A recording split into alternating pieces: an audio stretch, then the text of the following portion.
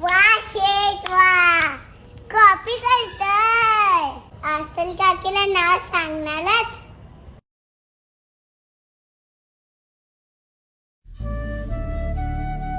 बाबा त्या दिवशी काय बोलत होते ते माहितीये? आता देश कमकुवत झालाय, त्याला भ्रष्टाचाराची वाळवी लागलीये.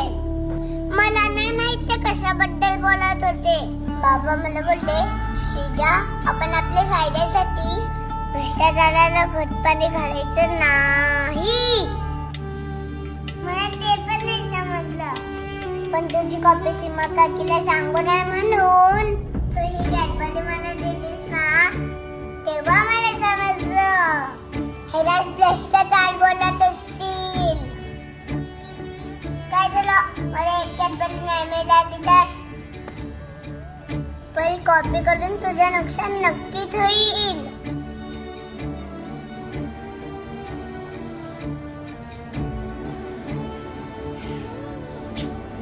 काय करते?